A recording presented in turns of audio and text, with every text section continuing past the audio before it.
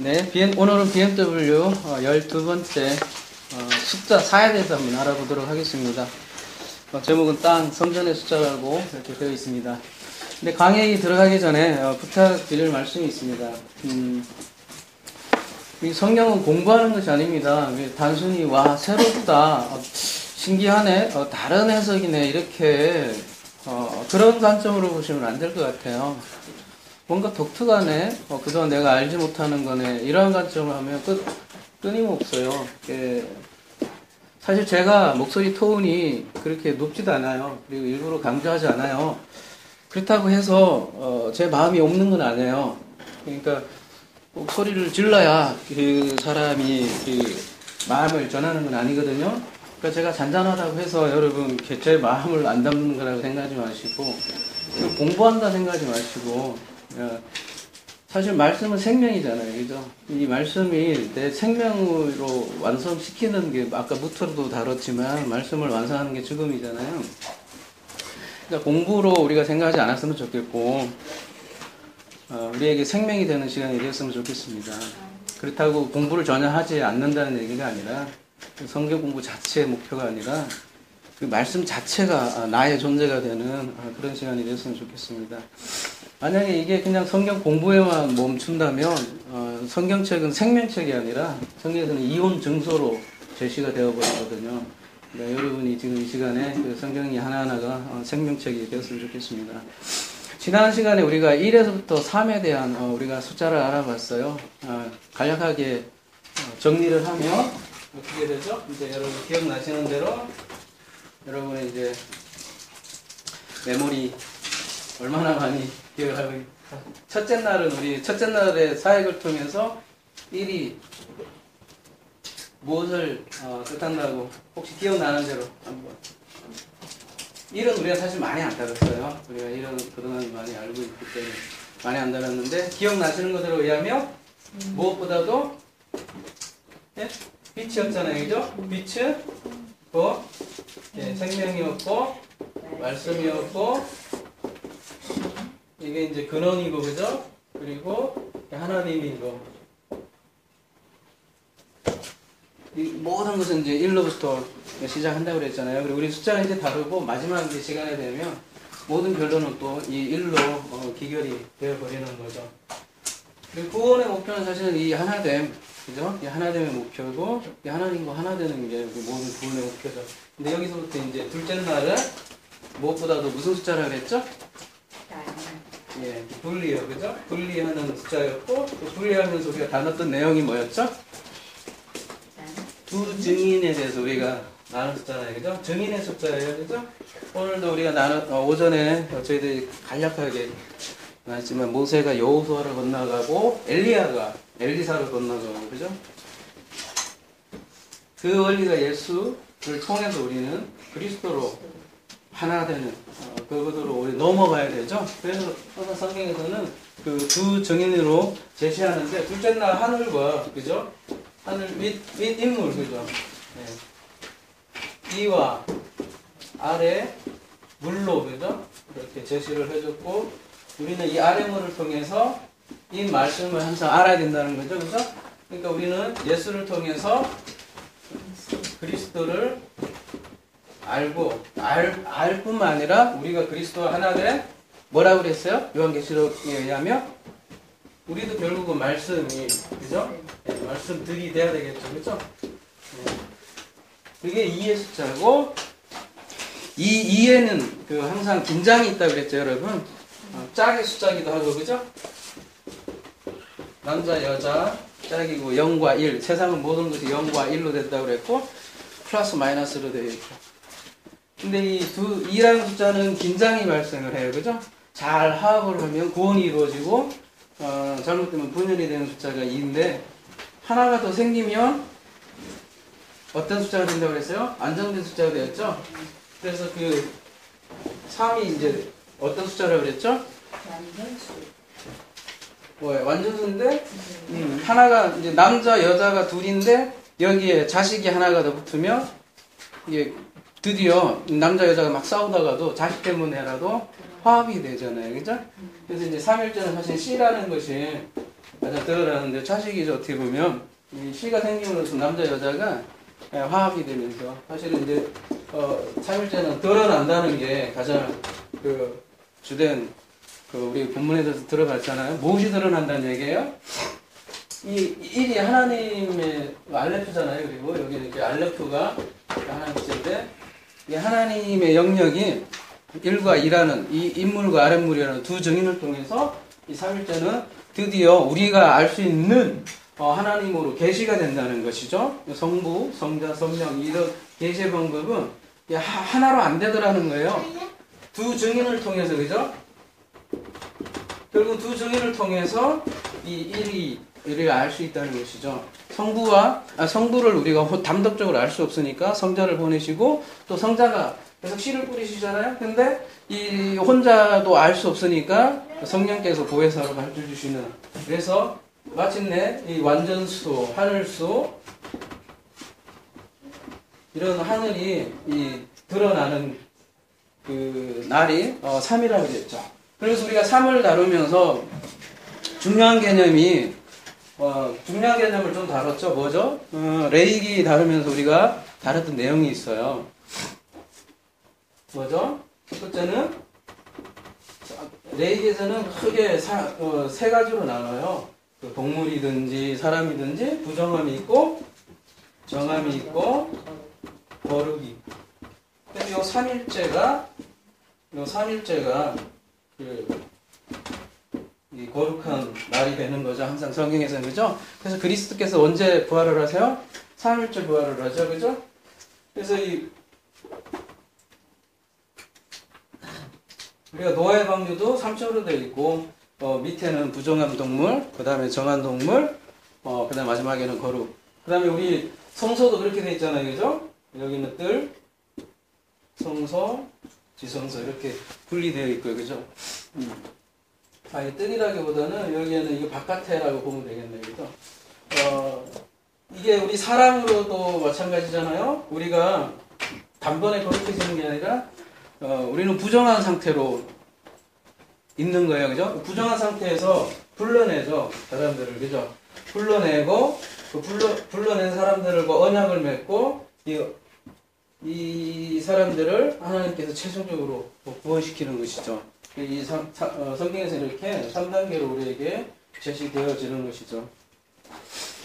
그래서 지난주 시간에는 요 3이라는 숫자까지 다루었고요. 창세기에서 전체가 첫째 날, 둘째 날, 셋째 날하고 쌍이 돼 있죠, 그죠? 넷째 날, 다섯째 날, 여섯째 날이 이렇게 탁탁탁 쌍이 돼 있대요, 그죠? 여러분 보시면 느낄 수 있죠.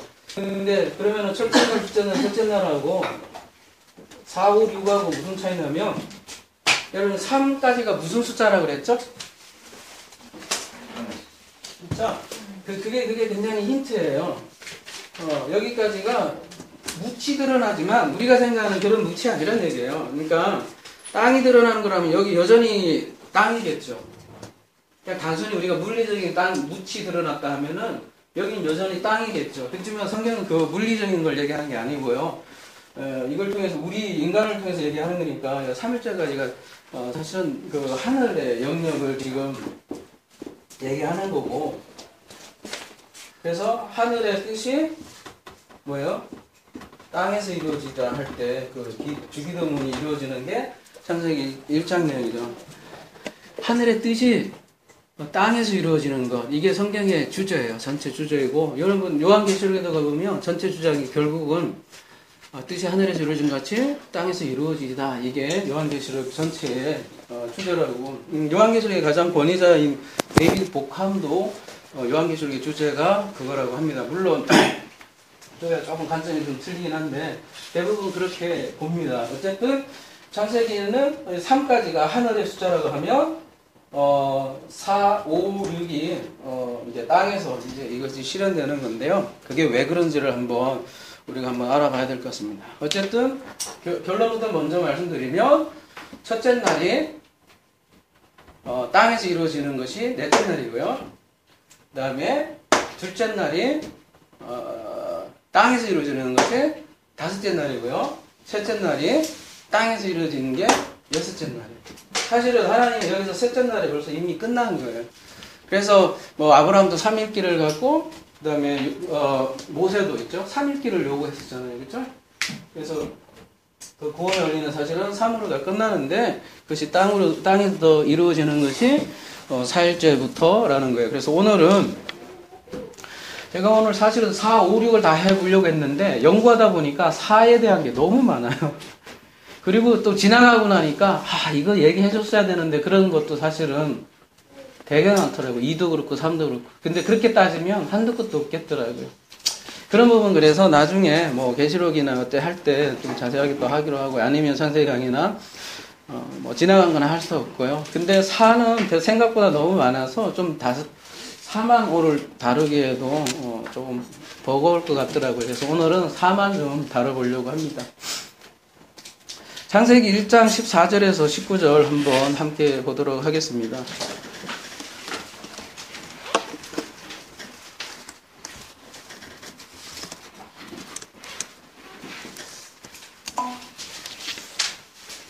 하나님이 이르시되 하늘의 궁창에 광명체들이 있어 낮과 밤을 나뉘게 하고 그것들로 징조와 계절과 날과 해를 이루게 하라.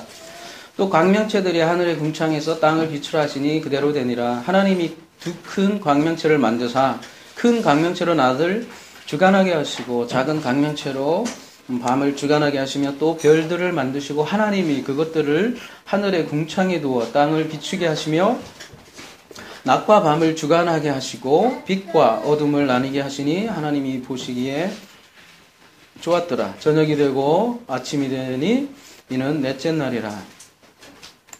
사는 땅의 숫자라게 우선 정의했잖아요. 저희가 여기 4부터 땅의 숫자예요. 3까지는 하늘의 숫자인데 왜 그러냐면요. 우선 첫째 날의 빛이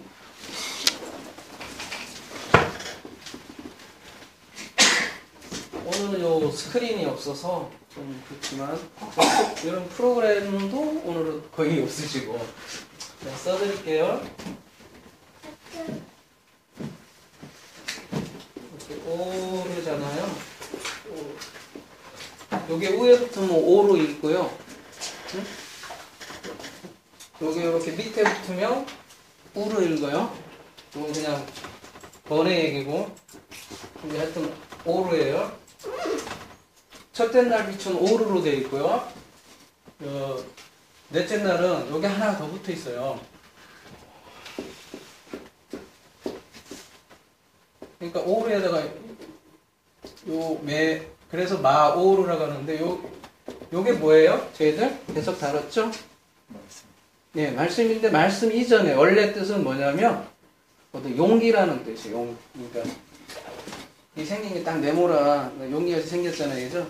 그래서 우리 몸이 사실은 용기예요. 용기. 그죠?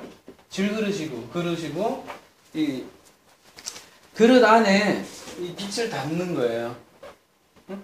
그러니까 이거는 어떤 빛이에요? 하나님의 빛이라면 하나님의 생명이라면 이 빛을 드디어 우리 육신에 그러니까 우리가 보이는 우리에게 담는 것이 마오르라고요. 그러니까 하늘의 빛이 첫째 날이라면 땅에 드디어 빛이 넷째 날인 거죠.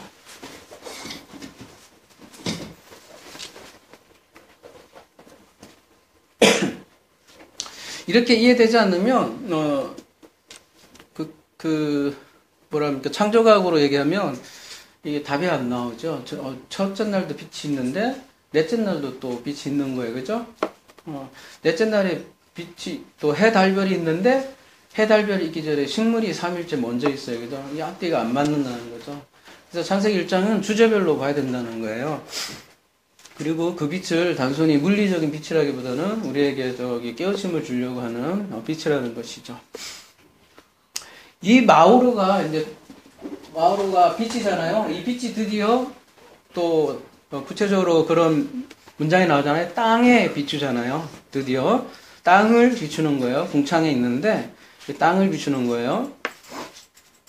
근데 이 빛의 종류가 몇 가지죠? 큰, 광명체가 있고 작은 광명체가 있고 또 별이 있어요. 큰 광명체는 뭘까요, 여러분? 우리 몇 번 다뤘던 것 같은데 다시 한 번 더 한번 복습을 하면 큰 광명체가 뭘까요? 해요. 네, 뭐 그러니까 우리가 자연스럽게 해로 나오죠. 사실 뭐 해로 봐도 그럴 수밖에 없으니까 그죠? 해. 그다음에 작은 광명체니까 좀 다리도 저 작으니까 달. 그다음 별이 나오니까 결정적으로 우리에게 이제 인식은 해, 달, 별 이렇게 너무나 자연스럽게 나오지만 예.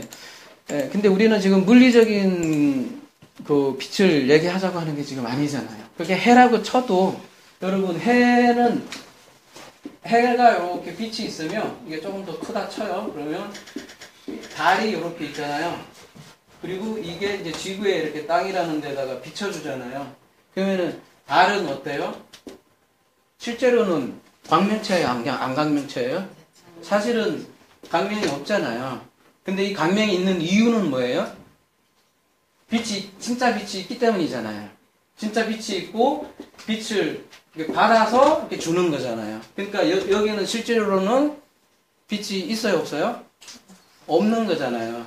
그러니까 이제 이게 이제 해가 그렇고 달은 실제로 빛이 없는 존재라면 여기 이제 땅이고요. 이렇게 해서 비춰준다는 거예요. 그리고 또 별은 또 뭐냐 이거죠. 그러면 별은 또 하나 더 있고 성경에서요. 이런 것들을 우리가 이제 계속 더 알아보겠지만 별을 논해를 하고 그러면 이때 해는 우리가 그냥 쉽게 결론부터 내자면 나중에 창세기 때 아주 자세한 강의 때 하도록 하고요. 지금은 그냥 이렇게 보시면 될 것 같아요. 복음으로 보시면 될 것 같고요. 그다음에 여기는 율법으로 보시면 될 것 같아요. 율법에는 진짜 빛이 없는데, 또 이렇잖아요. 그 큰 광명체라는 건 뭐예요? 점점 또, 우리가, 진리라는 거는 더 빛을 받아도 점점 커지잖아요. 우리가, 진리로 더 점점 커지면, 어둠은, 그러니까 무지는 점점 줄어들겠죠. 그래서 작은 광명체라고 하는 거예요. 그래서 우리가 사실은 복음을 완전히 알게 되면 율법은 어떻게 돼요? 사라지죠, 사실은. 근데 그 복음을 모르면 뭐가 완전히 꽉 차요? 보름달로? 율법이 꽉 차는 거죠. 둘이는 이렇게, 그렇다고 이거 필요 없으면 안 되잖아요, 달이 없으면. 그죠? 그러니까, 이 복음과 율법의 관계를 이제 그 하나님께서 설명해 주려고 해와 달을 위에다가 띄워놨다. 그래서 진리라고도 표현을 할 수 있겠고요, 그죠? 그리고 이게 그리스도라고 얘기할 수도 있고 예수라고 얘기할 수도 있고. 그러면 예수 그리스도를 통해서 우리가 이 율법과 복음과의 관계를 알고 그렇게 해서 우리가 진리의 말씀의 빛을 매우로 받았어요. 우리가 빛이 되었어요. 그거를 뭐라고 그래요? 그거를 별이라고 그래요. 그래서 우리가 어제 프로시코마의 교회에다가 별을 딱 붙이려다가 공산당 같아서 안 붙였어요. 근데 진짜 의미는 사실이 있는 거예요. 진짜로요. 별이 엄청난 의미가 있는데 남들이 그걸 이해 못하니까 교회면 십자가를 붙여야 되는데 별을 딱 붙이려니까 공산당 같아서 안 붙였었는데요. 별만큼 사실은 중요한 건 없어요. 우리가 그 별 같은 존재가 되라고 하거든요. 말씀에 그렇게 되어 있어요. 요한계시록 한번 1장 20절 한번 가봅시다.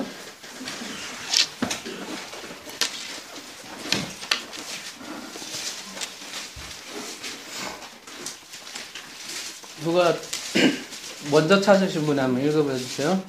내가 본 것은 내 오른손에 7별의 기름과 또 7 금촛대라. 7별은 7 교회의 사자요 7 촛대는 7 교회입니다. 지금 계속해서 별은 누구와 지금 대등 관계로 되어 있어요? 교회의 사자. 사자를 여기 원어로 보면 안겔로스거든요. 좀 이따 나중에 또 설명하기로 하고요. 천사요. 사자가 천사이기도 해요. 천사에 대해서 좀 이따 얘기하기로 하고, 그 다음에 등잔대를 뭘로 얘기를 해요? 일곱 촛대라고 돼 있는데, 교회. 일곱 교회로 돼 있죠? 그러니까 지금 뭐예요? 등잔대 위에 일곱 등잔을 별들과 동일시에 하고요. 그러니까 별은 곧 뭐예요? 그러면 뭘 뜻한다는 거예요? 등잔대. 그리고 이 등잔대가 누구를 뜻한다는 거예요? 곧 교회. 예. 그러니까 그 성전에서 그 등잔대 있잖아요. 우리가 저번에 절기를 절기와 성막과 얘기하면서 네 번째 거 이제 떡상 다음에 그 등잔대가 우리라 그랬잖아요. 예. 그 부분이 그러니까 별이 이제 우리라는 거예요. 그러니까 이제 복음 율법을 통해서 복음을 알게 되면 그 사람이 성경에서는 별이 된대요. 그래서 다니엘서 12장 3절 또 누가 한번 찾으면 한번 읽어봐 주실래요? 지혜 있는 자는 궁창의 빛과 같이 빛날 것이요 많은 사람을 옳은 대로 돌아오게 한 자는 별과 같이 영원토록 빛나리라. 예. 그래서 이들이 마태복음 5장에서는 세상의 빛이라고 그렇게 얘기를 하는 거예요. 고린도전서 15장 우리 38절에서 41절 한번 같이 한번 묵상해 보도록 하겠습니다.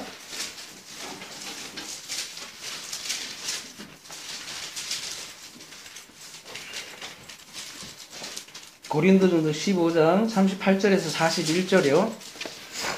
누가 좀 읽어봐 주시겠어요? 하나님이 그 뜻대로 그에게 형체를 주시되 각 종자에게 그 형체를 주시니라. 육체는 다 같은 육체가 아니니 하나는 사람의 육체요, 하나는 짐승의 육체요, 하나는 새의 육체요, 하나는 물고기의 육체라.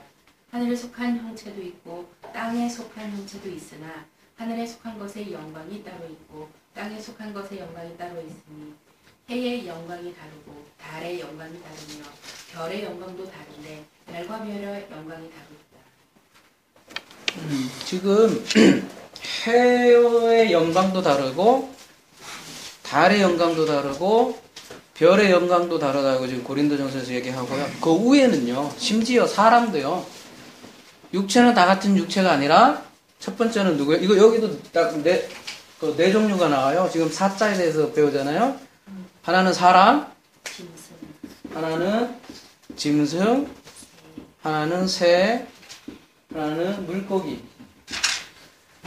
사람은 다 같은 사람이 아니라 이렇게 나눠진다고요. 그러니까 창세기 1장을 사도 바울도 벌써 사람으로 보고 있는 거예요. 물고기에서 물고기를 보는 게 아니라 우리 항상 그랬잖아요. 하나님께서 아래 것을 주신 것은 이 것을 알려고 준 거잖아요. 물고기를 보고 물고기만 보는 게 아니라 물론 물고기 하나님께서 만드셨죠. 모든 동물은 그래서 우리의 스승이라고 보면 알 수 있는 게 동물뿐입니까? 식물도 그렇죠. 우리가 만물의 영장이라고 해서 굉장히 인간이 굉장히 교만해서 그 짐승들을 다 잡아먹기 위해서 우리가 하나님께서 만드셨다고 그렇게 생각할지 모르겠는데 인간을 왜 제일 마지막에 만들냐면 보고 배우라고 학습하라고 하는 그런 의미도 성경에서는 있다는 거죠. 그러니까 사람 다 같은 사람이 아니라 실제로 짐승 같은 사람도 있고요. 새 같은 사람도 있고 물고기 같은 사람도 있다는 거예요. 이 새와 물고기는 언제 나와요? 다섯째 날에 나오니까 다음 주제로 넘어가면 될 것 같아요. 이게 숫자 5와 상관이 있다는 얘기죠. 어쨌든 여기도 벌써 하나, 둘, 셋, 네 개로 지금 나눠져 있고 이 영광들이 다 다르다는 거예요. 그리고 이거를 두 개로 축약을 하면 사도 바울은 이렇게 얘기했어요. 하늘에 속한 형체도 있고 사람 중에요. 딱 두 가지로 나눈다면 지금 이제 네 가지로 나눴는데 그걸 또 더 줄이면 하늘에 속한 사람도 있고 땅에 속한 형체도 있다. 이렇게 얘기를 사도 바울은 얘기를 해요. 그러니까 사도 바울도 창세기를 염두에 두고 얘기를 하는 거죠. 그러니까 사도 바울도 창세기를 그렇게 해석을 하고 있다는 증거죠.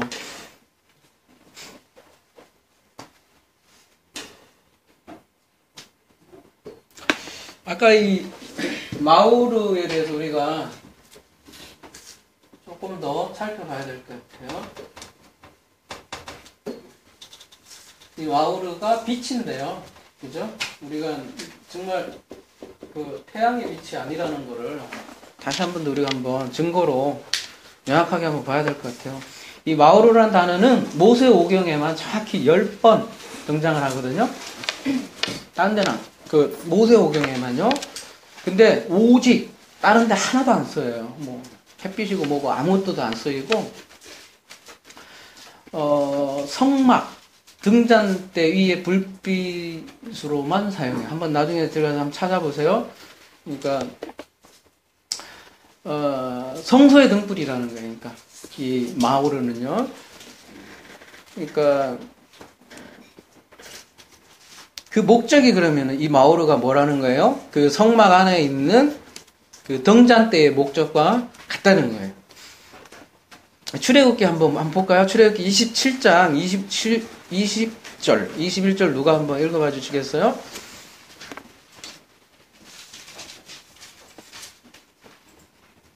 너는 또 이스라엘 자손에게 명령하여 감나무로 짠 순수한 기름을 등불을 위하여 내기로 가져오게 하고 끊이지 않게 등불을 켜되 아론과 그의 아들들로 회막한 증거계 앞 휘장 밖에서 저녁부터 아침까지 항상 여호와의 앞에 그 등불을 보살피게 하라. 이는 이스라엘 자손이 대대로 지킬 규례입니다. 네. 요게 이제 등불에 대해서 이렇게 그 말씀을 하고 있는데, 이 넷째 날 강령체들도 똑같은, 목적을 지금 얘기한다는 거예요. 그러니까 넷째 날의 강령체를 통해서 첫째 날 사역을 드러내는 거고, 성막도 그런 목적을 드러내는 거고, 구약이 예표적인 것들이 신약에서 실상으로 드러난다는 말과 똑같습니다. 그리고요, 우리 저기 한번 그 창세기 1장으로 다시 한번 들어가 볼까요? 창세기 1장.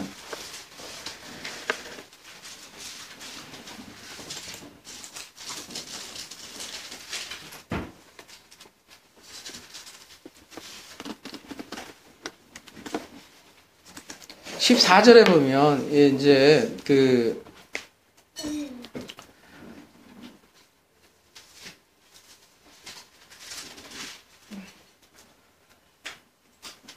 연한과 징조와 사시와 일자와 연한 이렇게 네 가지를 이루리라 이렇게 되어 있잖아요, 그죠?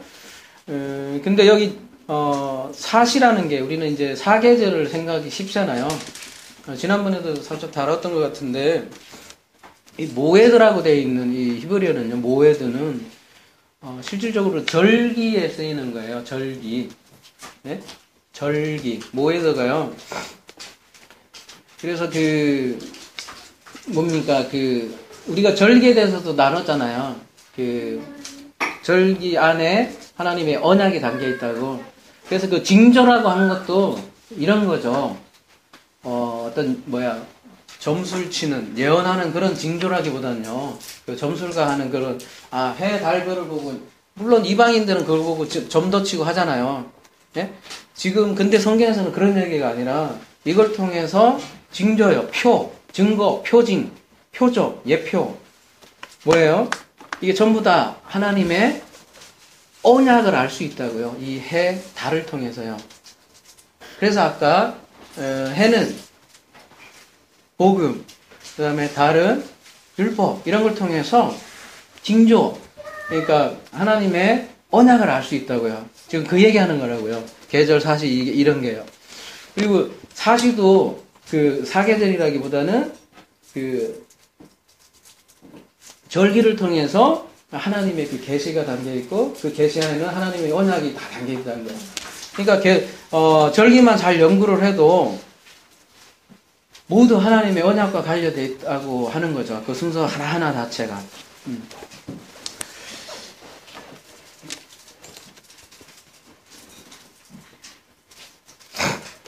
그래서 지난주 우리가 3일에 대해서 셋째 날에 대해서 다뤘는데요. 셋째 날에 우리가 씨가 그리스도가 주신 그리스도의 죽음이 씨 심는 죽음이라 그랬잖아요. 그 씨가 3일째 사람들 안에 3일째 심겨지겠죠. 3일째 심겨지면 그 열매를 맺음, 그리고 이 씨가 어떻게 해요? 열매를 맺으려면 뭐가 필요해요? 우리 그냥 자연, 순리적으로? 예, 그런데 가장 중요한 거는 지금 성경에서 제시하고 있는 거는 지금 빛을 얘기하고 있거든요. 물은 이미 있었고, 그죠? 그래서 우리가 씨가 있으려면, 빛이 있어야 된다는 거예요. 그래서 지금 넷째 날은 지금, 빛에 대해서 얘기를 하는 거예요. 그 열매를 맺기 위해서. 그래서 그리스도께서 우리에게 이제 씨를 주기 위해서 3일 날 씨를 이제 주셨다면, 4일째는 우리가 그 씨를 받는 거예요. 4일째부터. 그래서 그때 씨를 받았을 때 우리가 이제 별이 되는 거고, 이 별이 드디어 빛을 내기 시작하는 게 이 4라는 숫자라는 거예요. 그러니까 4는 이제 땅의 숫자이기도 하고, 드디어 무슨 숫자에 그러면은 결국은 이제 성전의 숫자하고 또 밀접하게 관련이 돼 있어요.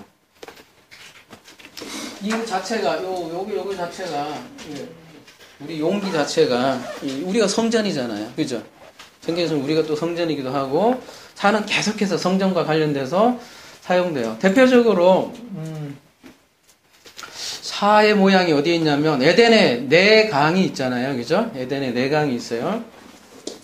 창세기 우리 강의 때 했는데, 창세기 이렇게 이쪽으로도 가고 이쪽으로도 가고 이쪽으로도 가고 이쪽으로 가고 하필 4강이 있어요. 그죠?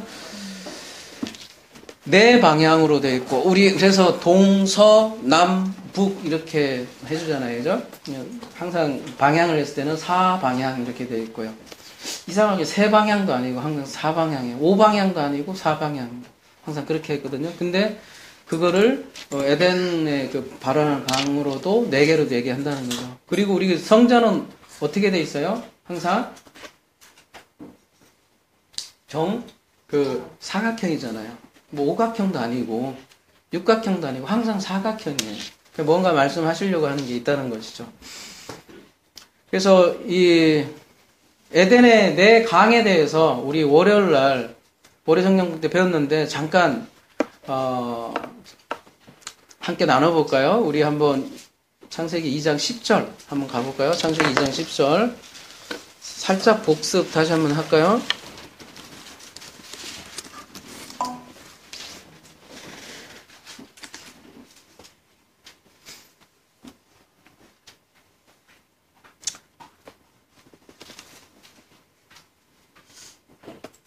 이게 그러니까 단순히 우리에게 그 옛날에 아주 옛날에 먼 옛날에 4개의 강이 있어서 너희들이 그거 한번 발굴해봐라 이런 얘기가 아니라 이 4강을 통해서 우리에게 구원의 메시지를 주시려고 하는 거예요. 왜 하필 4개의 강이냐 이거죠. 첫 번째 강이 비손이에요. 이름이 이뻐서 비손이라고 짓는 그런 저번에 전도사님도 계셨는데 이 비손이 무슨 뜻이냐면 씨를 뿌리다는 뜻이에요. 그 히브리어로 6, 3, 3, 5요. 지금 이걸 못 띄워드려서 이제 한번 찾아보세요. 씨 뿌리다예요. 근데 참 여러분 마가복음이나 마태복음에 보면 씨 뿌리는 비유 있죠. 거기에도 밭이 몇 개예요? 4개예요. 희한하죠. 항상 이 씨 뿌린 관계에 대해서도 씨를 받는 그럼 모든 사람의 유형이 4가지로 지금 나눈 거예요. 아까 사람도 4종류의 사람이 있었다고 그랬잖아요. 그죠? 사람 같은 사람도 있고 새도 있고 이렇게 4가지로 나누는데 밭도 모든 사람의 유형이 4부류로 그렇게 나누고요. 또 그 마가복음의 그 씨 뿌리는 과정이 모든 사람의 그 과정이기도 하지만 한 개인에게 있어서 그 씨가 자라서 열매 맺는 과정을 4단계로 얘기하기도 하는 거거든요. 첫 번째는 비손이에요. 씨를 뿌리는 거예요. 그러니까 마가복음으로 얘기하면 길가에 그냥 뿌려진 씨라고 연결되고요. 그 두 번째는 기혼이에요.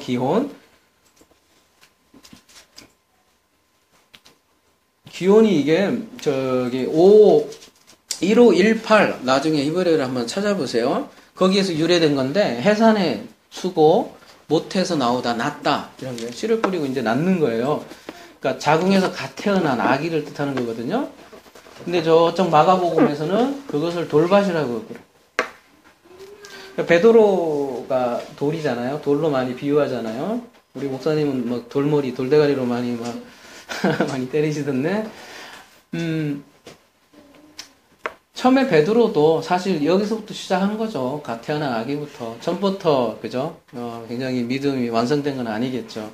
그 다음에 히데겔이었어요. 히데겔은 이게 화살이라는 그 의미를 가진 아람어에서 유래했거든요. 그러니까 화살처럼 빨리 흐르다 이런 뜻이 있는데, 2312, 나중에 코드로, 나중에 언제 한번 찾아보세요. 인터넷 성도님들도 마찬가지로. 그러면, 찌르다. 이런 뜻이 있고요. 가시나무. 그러니까 히데겔은 2312하고, 그게 이제 가시나무거든요. 거기다가 람메드 이렇게 붙인 거거든요. 2312 초도에다가. 그러니까 가시나무로 가르치는 거예요. 여러분, 가시나무 하면 생각나는 거 있어요? 가시나무와 엉겅퀴 할 때, 가시나무는 대부분 율법을 상징하거든요. 그러니까 율법으로 가르치는 거예요. 그러니까 세 번째 단계는, 어쨌든 이 율법을 넘어야, 오늘 말씀에서도 나눴는데, 율법을 넘어야 마지막으로 건너갈 수 있는 거예요. 마지막은 뭐냐면, 유프라데네, 솟아나오다, 열매를 맺다. 6509 한번 찾아보세요. 그죠? 6578인데, 6509하고 같은 단어인데요. 열매를 맺다는 뜻이에요. 근데 마가복음에서는 마지막에서는 좋은 땅으로 나오죠. 이렇게 해서 이 네 가지의 그 방향으로 흐르는 그 강은 우리에게 진리가 되어지는 과정을 보여주기도 하고 우리의 구속의 과정을 보여주기도 하는 거예요.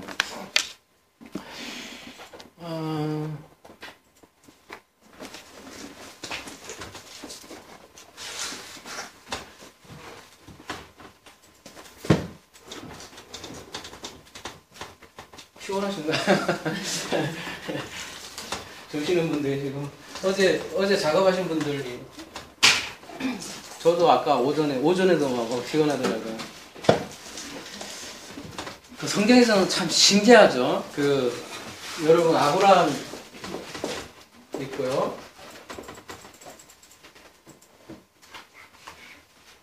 지금 사에 대해서 우리가 계속 보고 있는 거예요. 아브라함 있죠. 그 다음에 누구예요? 이삭 있죠. 아까 내강 단어 봤었죠, 그죠? 그 다음에 야곱 있었고, 그 다음에 요셉 이렇게 해서 마무리되잖아요. 왜 하필 이렇게 4명으로 다 끝났을까? 이런 생각 궁금해 해보시지 않으셨어요? 그리고 마태, 마가, 누가, 요한 왜 이렇게 끝날까? 이런 생각 안 해보셨어요? 여러분, 이게 정경화 과정이라고 하잖아요. 그러니까 정경을 만들기 위해서 교회가 작업을 했었어야 돼요. 그죠?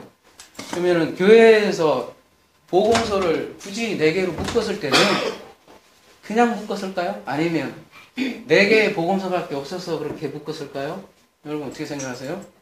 아니면 정말 복음당 복음이 4개밖에 없어서 그렇게 묶었을까요? 아니면 복음서가 하나면 좋잖아요. 우리 헷갈리잖아요. 이게 막 서로 이렇게 병행고 찾아가려면 되게 힘들잖아요. 그죠? 근데 왜 하필 4개로 묶었을까요? 이렇게? 그런 생각 안 해보셨어요?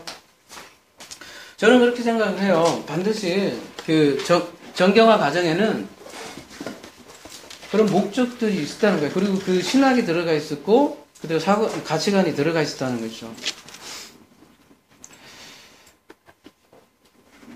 우리 한번 볼까요?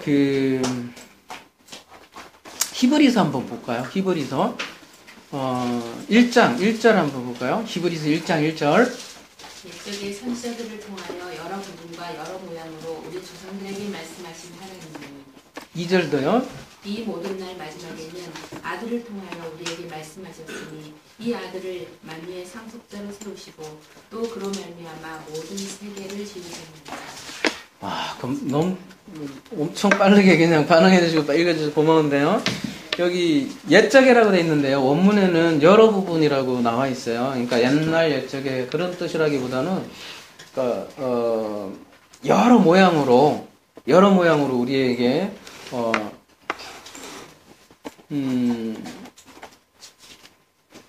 조상들에게 말씀했다는 거예요. 여러 모양으로.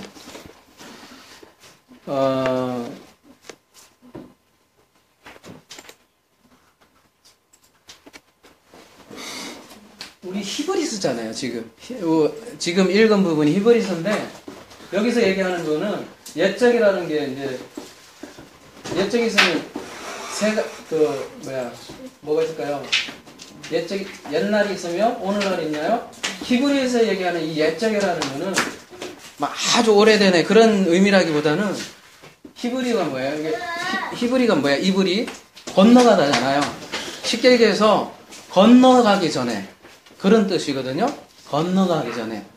건너가기 전에는 여러 모양으로 준다는 거예요. 여러 모양으로. 이제 앞으로 더 다룰게요. 건너가기에는 여러 모양으로 주는데, 건너간 후에는 하나로 묶이거든요. 그렇게, 그러니까 옛날에를, 그러니까 올드 타임, 뭐, 그렇게 볼 게 아니라, 그렇게 봐야 된다는 거죠. 그래서 우리가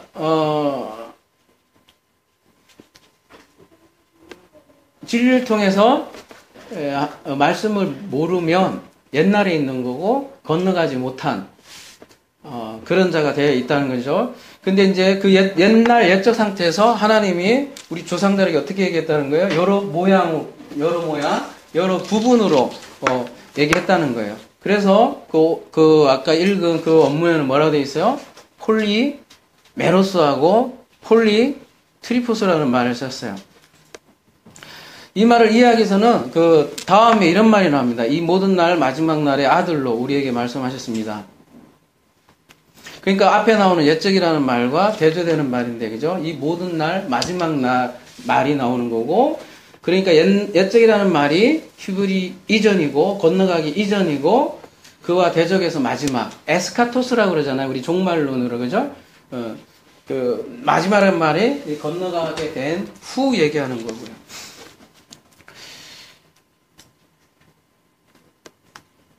그래서 우리가 여기가 됐다는 거는 또 아들이 됐다는 얘기고요.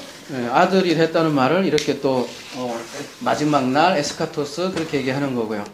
자, 지금 아브라함, 이삭, 야곱 이거 얘기하면 이게 나오는데요. 아브라함, 이삭, 야곱을 통해서 여러 부분으로 이제 들었으면 요셉을 통해서 내 안에 완성이 돼야 된다는 거예요.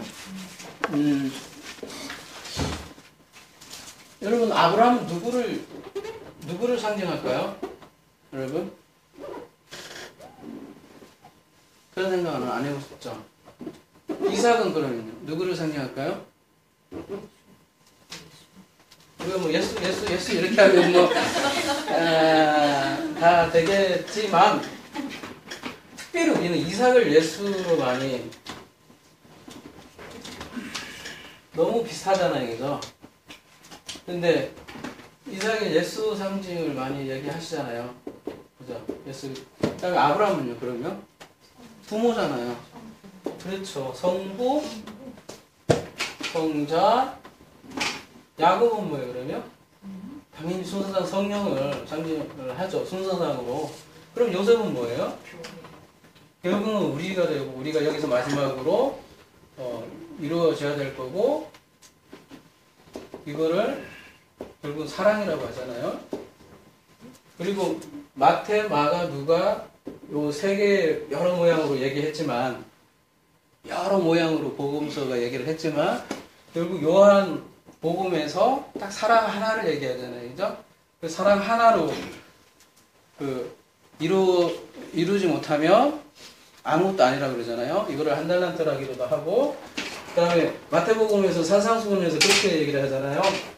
마지막 뭐라고 했죠? 고드란트인가요? 마지막 한 쿼터를 끝까지 다 이루지 않으면 안 된다고 하잖아요. 고드란트는 뭐냐면 쿼터잖아요. 쿼터. 1쿼터, 2쿼터, 4쿼터, 3쿼터, 그 다음에 마지막으로 그 마태복음에서 그런 얘기를 하잖아요. 아, 굉장히 생소한 것 같네요. 굉장히 오늘 왜 이렇게 힘들지? 마지막 하나 남은 그 마지막 하나 남은 요거를 이루라고 하거든요. 근데 그 마지막 하나를 사랑이라고 하잖아요. 여러분 산상수는 잘 안 들으시는구나. 다시 해야 되겠어. 근데 산상수는 정말 중요해요. 산상수니 그 눈으로 되어질 때 성경이 전체가 통괄되는 거거든요. 그러니까 무시할 게 안 돼요. 산상수는 우리가 수요일날 하지만 굉장히 길어서 다 못 듣기도 하겠지만 그게 우리 눈으로 되지 않으면 계속 헷갈려요. 이게 막 서신서가 헷갈리고 창세기가 헷갈리고. 그러니까 예수님이 가르쳐 주신 그 눈으로 그 마음으로 보게 될 때 성경이 하나로 통합되고 마지막 통합은 이 마지막 요셉 요한 우리 이걸로 마지막 이루라고 그렇게 얘기하는 거거든요. 그래서 요한은 하여튼 사랑의 심볼이잖아요. 사랑의 아들 심볼이고 우리도 그렇게 마지막 이루라는 거예요. 그래서 산상수훈도 10계명 중에 4계명만 얘기를 했고 4계명 중에도 마지막은 결국은 사랑이었잖아요. 그죠? 그래서 지금 4자에 대해서 얘기하지만 이 모든 그 성전을 통해서 마지막 이루어야 될 거는 마지막 거는 사랑이라는 거죠. 그게 열매고요.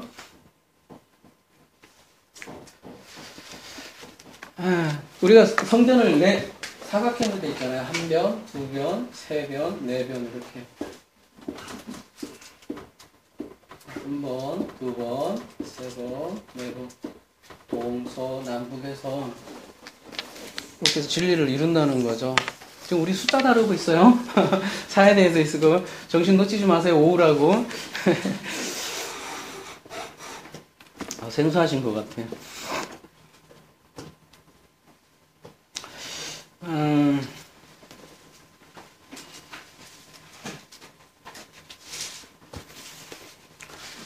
여러분 에스겔서에서 환상 중에 그 생물을 봤잖아요. 그 생물은 몇 가지 생물이에요? 네 생물은 여러분이 알기로 어떤 존재예요? 왜 하필 네 생물이라고 했을까요? 에스겔서뿐만 아니라 요한계시록 4장 6절 한번 볼까요? 4장 6절도 그렇고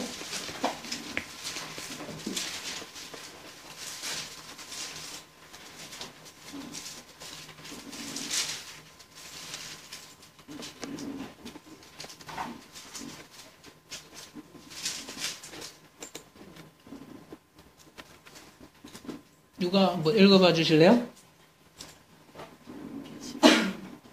4장 6절이요. 보좌 앞에 수정과 같은 유리바다가 있고 보좌 가운데와 보좌 주위에 네 생물이 있는데 앞뒤에 눈들이 가득하더라. 5장 8절에도 그 두루마리를 취하시며 네 생물과 24장로들이 그 어린 양 앞에 엎드려 각각 검은고와 향이 가득한 긴 대적을 가졌으니 이 향은 성도들의 기들이라 이렇게 되어 있어요.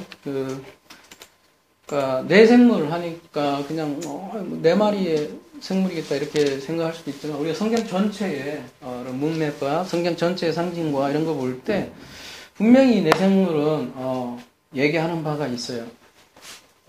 우리가 이렇게 봤잖아요. 아브라함, 이삭, 야곱, 요셉. 히브리서에서는요 그 옛적에 아직 진리가 되기 전에는 많은 여러 부분으로 여러 모양 여러 부분으로 하나님이 자신의 뜻을 계시해 주셨다는 거예요. 그래서 우리에게 가장 눈으로 보여주는 그 네 명은 가장 확실한 그 우리에게 교훈으로 피스티스로 보여주는 게 아브라함, 이삭, 야곱, 요셉이고 신약에 와서는 마태복음, 마가복음, 누가복음, 요한으로 보여줬고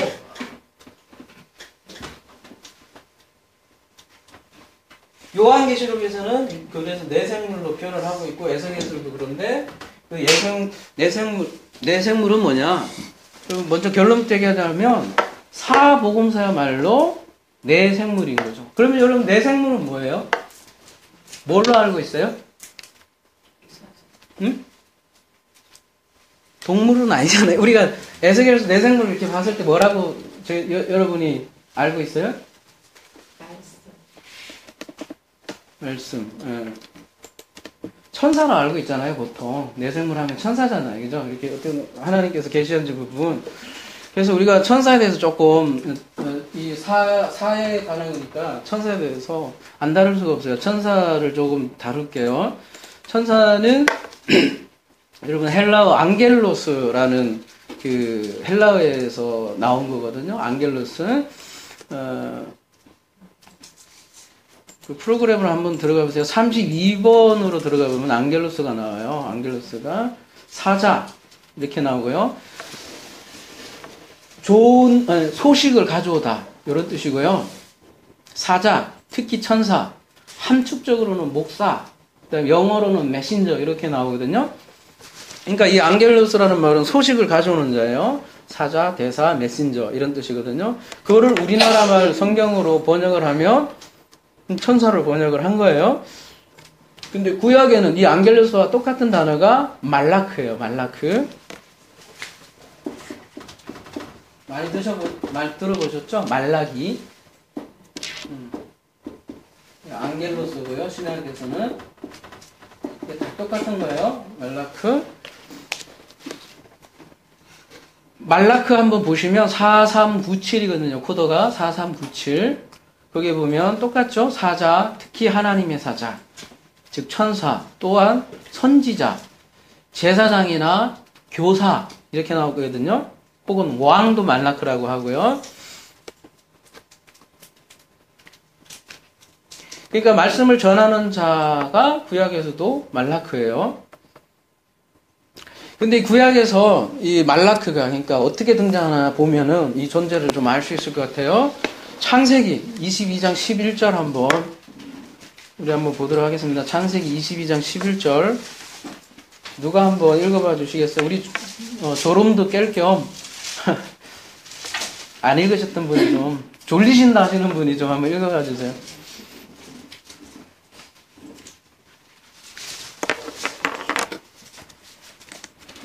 여호와의 사자가 하늘에서부터 그를 불러 이르시되 아브라함아 아브라함아 하시는지라 아브라함이 이르되 내가 여기 있나이다 하매 이때 말라크 예호바거든요.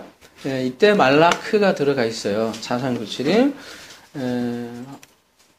하나님이 이렇게 했으면 좋을 것 같은데, 그죠? 여기가 여호와의 사자라고 들어가 있고요. 출애굽기 3장 2절 한번 누가 읽어봐 주시겠어요? 유명한 본문인데요.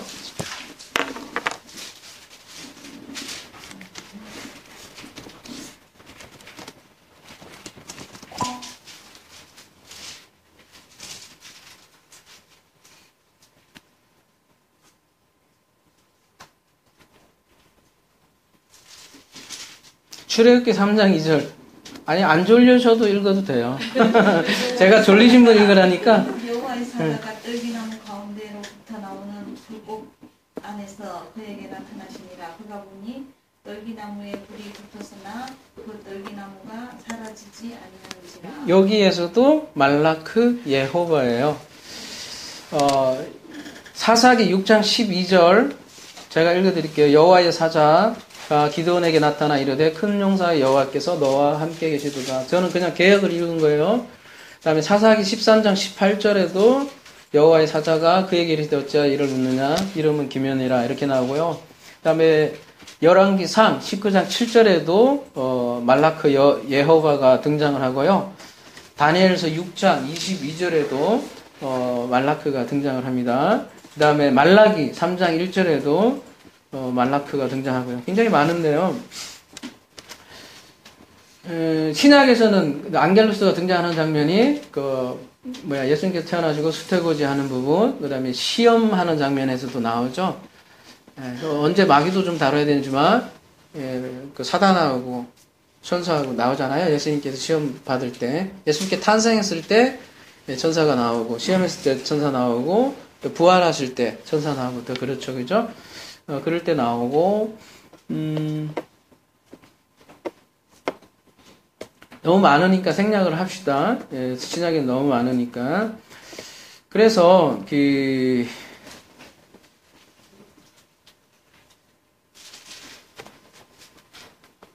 우리 여러분 이 부분 많이 다뤘잖아요. 우리 하나님의 명칭이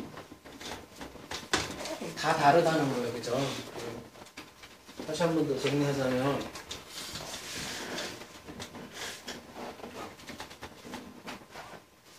창세기 1장 1절에서 창세기 2장 3절까지는 엘로힘이라고 나오고 그죠?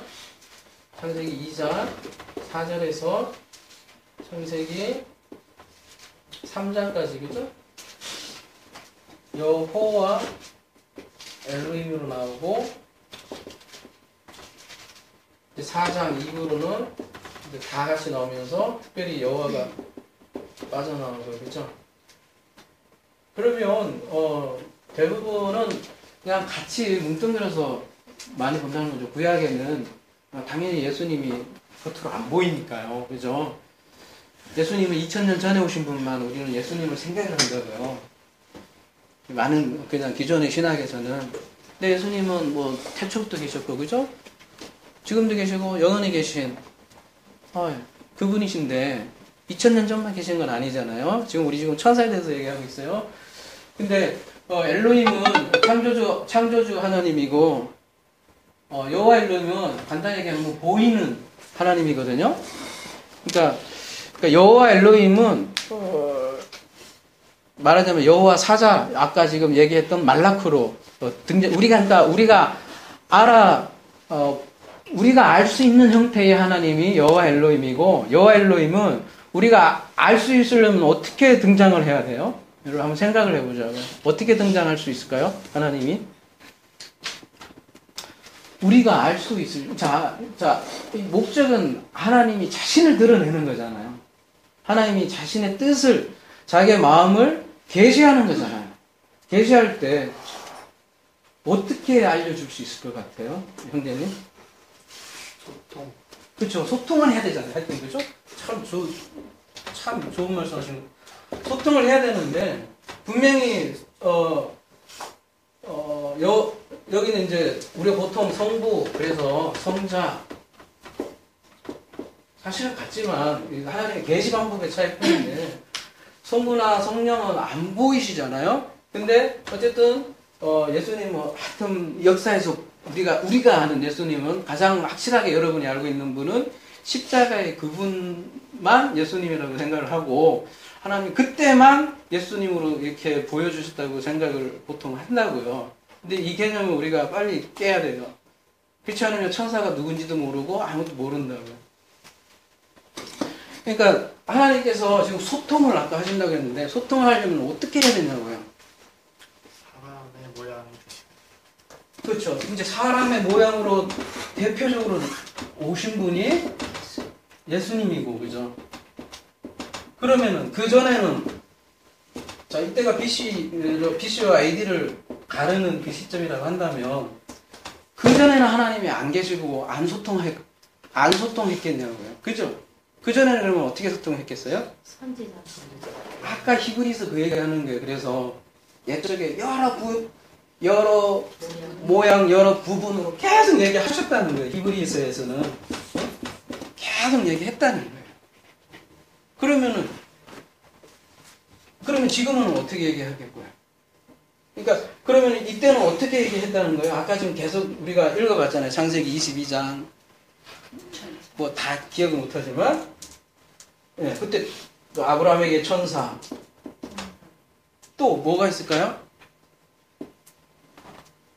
여러분 잘 보세요. 하나님은 자신의 뜻을 계시하기 위해서 무엇인가 어떤 방법을 써야 돼요.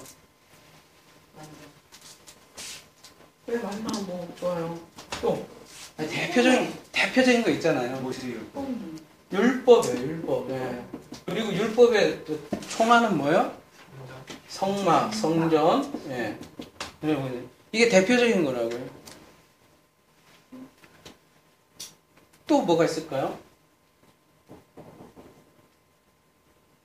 이 정도면 하나님이 계시된 천사의 정의는요. 그냥 정의는 하나님의 소식을 전하는 자예요. 우리가 하나님의 소식을 전하면 이렇게만 생각을 한다고요. 날개 달린 천사가. 왜냐하면 지성소에 이렇게 그룹이 이렇게 모양이 있고 에덴에 또 이렇게 막 그런 모양이 그런 모양으로 느껴지니까. 근데 여러분 우리가 지금 상징 연구하고 뭐 메타프 연구하지만 그는 우리가 그냥 좀 이해할 수 있게끔 그렇게 형상한 거지 실체는 아니라고요. 여러분 많은 사람들이 천국 지옥 같다고 하잖아요. 근데 그렇게 봤다고 하더라도 그 자체가 실체가 아니라고요. 그냥 우리가 이해할 수 있는 3차원의 수준에서 그냥 느끼게 해주는 차원 정도라고요. 진짜 차원은 그거보다도 더 넘어서는 거죠. 그러니까 진짜 천사는 그 날개 달린 것보다도 더 넘어서는 거죠. 그러니까 진짜 천사는 뭐냐면 하나님의 소식을 전해주는 모든 말씀들이에요. 모든 말씀들이요. 그 대표가 예수님이고요. 예? 그래서 예수님이 천사보다 낫다고 하잖아요. 나중에 이제 히브리서 그렇게 얘기하잖아요. 그러니까 천사는, 그러니까 예수님은, 그러니까 여호와 엘로힘은, 그러니까 하나님은 계속 자신을 계시를 했고 우리가 알아먹는 수준으로 어떨 때는 사람으로도요. 아브라함이 그렇게 부지중에 대접을 했는데 그 사람이 천사라잖아요. 이거 날개 달린 절망한 천사가 아니라 진짜 성경에서 중요한 천사는 요거 사람도 있었네요. 그죠? 아까 선지자도 있었잖아요. 아까 그 말라크에, 그죠? 심지어 왕도 있었고요. 여기 사람에는 거기 있잖아요. 왕, 선지자. 성경에서 이렇게 포괄적으로 천사를 사용한다고요. 그러니까 날개 달린 천사만 생각하는 건 우리는 조금 여기에서 좀 벗어나야 될 것 같아요.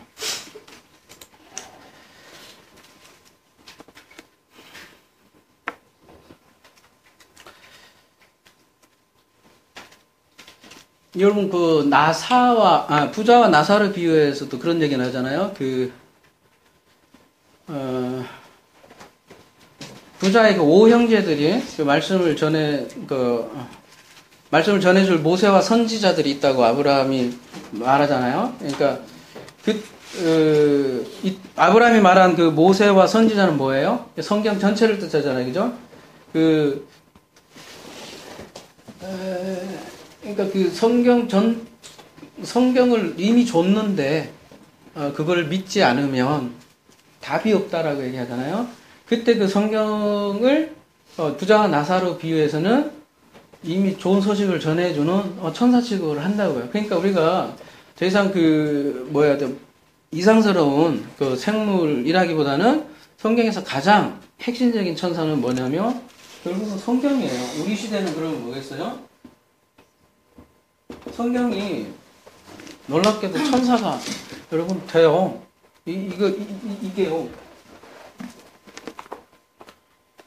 아닌 것 같아요. 이런 천사보다 이게 진짜 천사 여기 있다니까요.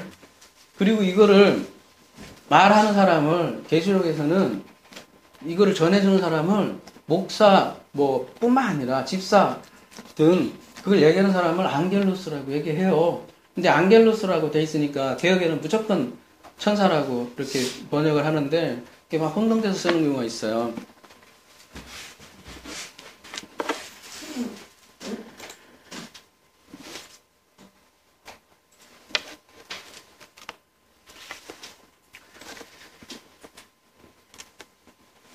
히브리서 1장 14절에 한번 쐐기를 박는 말씀이 나와요. 히브리서 1장 14절.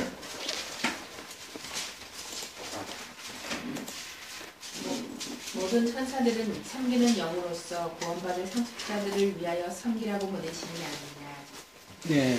네, 천사들은 섬기는 영인데요. 그 영은 뭐래요? 영은 우리가 알기로 뭐죠? 말씀이잖아요. 그 요한복음 6장 63절을 보면 영은 말씀이라는 게 나와요. 그러니까 천사들은 섬기는 말씀이에요. 그죠? 근데 이 천사들의 섬김을 통해서 아들이 되지 못하면 히브리서에 의하면 옛적에 사는 거고요. 그리고 여러 부분, 여러 모양들과 이 여러 부분, 여러 모양과 어떻게 돼요? 그러면 옛적에 있는 사람들은 열심히 씨름한다고요. 아직도 여러 모양, 여러 부분. 옛적에 있는 사람들은 근데 여기 예수를 통해서 건너가는 사람들이 히브리서가 그런 뜻이잖아요. 건너간 사람들은 이제 여러 부분, 여러 모양과 싸움을 할 이유가 없잖아요. 그죠? 통합이 됐잖아요. 그리스도 안에서.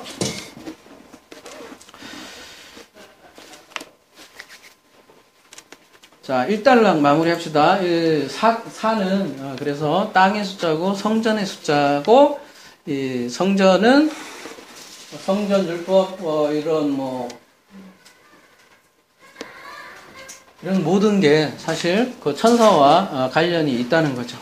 그러니까 우리가 천사를, 그 날개 달린 천사로부터 이제 좀 해방을 해서, 결국 천사도 그 존재가 뭐냐?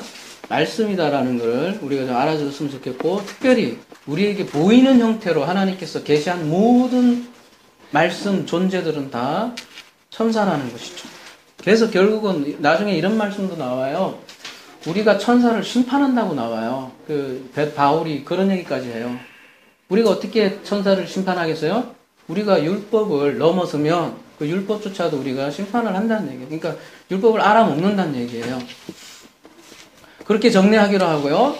마지막으로 사는 이거는 여러분이 많이 익숙해 있을 것 같아요. 그죠? 40년. 40에 관한 숫자 굉장히 성경에서 많이 나잖아요. 모세가 40살, 그죠? 애국 땅에서 살다가 40살, 광야 살다가 40살, 마지막 사역하잖아요. 그죠? 그러니까 40은 무슨 숫자예요? 인내와 고난의 숫자예요. 어디에서요? 지금 이거 삭사에 대해서 얘기를 하잖아요. 그죠?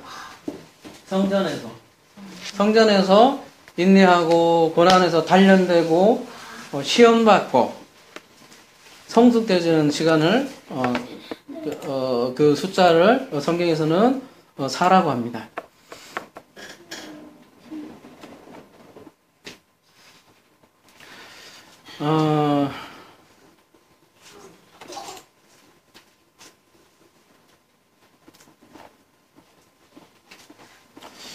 어디까지 할까? 이건 너무 많아서.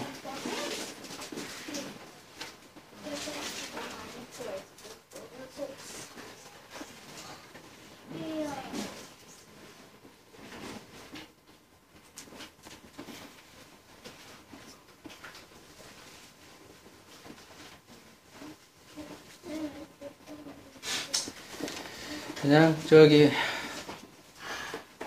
생략하기로 하고요.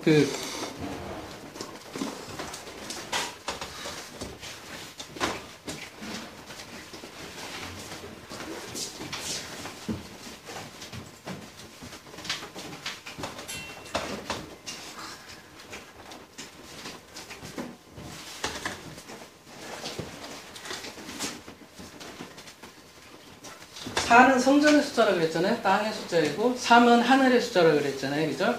그래서 피라미드가 말이에요. 피라미드만 조금 우리 한번 생각을 하고 마무리했으면 좋을 것 같아요. 피라미드가 사실은 옆에서 보면 뭐예요? 옆에서 이렇게 보면 3이고, 그죠? 3 이렇게 피라미드잖아요. 그죠? 3은 우리가 이제 숫자에 대해서 다뤘으니까 사실은 3은 이게 하늘에 관한 하늘 숫자잖아요. 그죠? 그래서 모든 어떤 형태든 산은 신성시해요. 그죠? 어떤 종교든지 꼭 산에 가서 기도를 해야 되고 산 정상에는 뭔가 신령한 게 있을 것 같고 그 다음에 올림푸스 그리스 신화에도 보면 신들의 신탁이 있는 데가 올림푸스 그죠? 구름 탁 있는데 거기 있고 우리 심지어 모세 가나안 들어가기 전에 시내산에서 그 성전의 형태도 산이었잖아요. 그죠? 그때 성경에서 산은 항상 하늘의 성전을 이렇게 상징을 하고 그죠? 3의 숫자라고 했잖아요. 그죠? 그리고 오늘 산은 땅이라고 그랬고 동서남북이라고 그랬고 성전이라고 했잖아요. 얘도 성전이잖아요. 피라미드를 옆에서 보면 3이고 위에서 보면 어떻게 될까요? 그러면 위에서 보면 사각형이잖아요. 그죠? 근데 사각형에다가 어떻게 돼요? 이렇게 꼭지점이 이렇게 붙겠죠. 그죠? 위에서 보면 이렇게 보면 이렇게 피라미드잖아요. 그죠? 그래서 사실은 이 피라미드는 우리 인간의 하나님께 올라가고자 하는 욕망이 담겨 있는, 그런 뭐라고 해야 되나요? 집약체? 이거는 4잖아요. 그죠? 4, 2, 3, 4대 있고. 근데 여기는 3이잖아요. 그래서 3 플러스 4가 사실은 7이잖아요. 그죠? 7이 또 완전수고. 그래서 이 피라미드는 이게 하나님께 올라가려고 하는 인간의 존귀심의 극치라는 거죠. 요거를 성경에서는 사닥다리라고 하고, 근데 사닥다리는 또 두 가지 종류가 있잖아요. 바벨탑은 이렇게 돼서 막 계속 올라가려고 하는 거고, 그죠? 결국은 다 그렇잖아요. 이렇게 해서 계속 바벨탑이라는 건 계속 올라가고, 그 피라미드도 사실은 이렇게 해서 다 올라가잖아요. 이렇게 해서 다 올라가고. 근데 야곱도 사실은 이런 기둥을 만들었고, 야곱도, 이게 다 사다리 개념이거든요? 야곱도 이게 하늘로 이렇게 해서 올라가려고 했고, 그 꿈을 이상을 꿨단 말이에요. 근데 그러면은 이 바벨탑의 사다리와 야곱의 사다리 차이는 뭐겠어요? 밑에서 올라가느냐 위에서 예, 바벨탑은 이렇게 올라가고, 야곱은요? 올라가는 야곱은 오르락내리락 했잖아요. 그죠? 그리고 예수님께서 나중에 요한복음에 오셔서 뭐라 그랬어요? 나다니엘한테 너희가 인자가 그죠? 오르락내리락 하는 걸 보리라 그렇게 했잖아요. 그러니까 본인이 성전이라는 걸 얘기를 하셨고, 우리도 그래요. 우리도 이렇게 올라가는 우리가 항상 우리의 모든 말씀이 그렇잖아요. 그죠? 우리가 여기서부터 올라가서 하늘에 닿는 것이 아니라 하나님이 먼저 내려오시는 그런 구조잖아요. 우리는. 그러니까 우리는 그러니까 사실 야곱의 그런 사다리가 우리에게 내려줘야 되겠죠. 그 사다리가 누구겠어요? 결국은 예수 그리스도죠. 예수 그리스도밖에 그 사다리가 없는 것이죠. 그래서 예수님께서 이런 말씀하셨죠. 내가 곧 길이요 진리요 생명이니 나로 말지 않고는 아버지께로 올 자가 없다. 이렇게 얘기를 하셨습니다. 예수님만이 하나님께 가는 사다리라고 얘기를 하시는 것이죠. 그래서 구약에는 이렇게 모두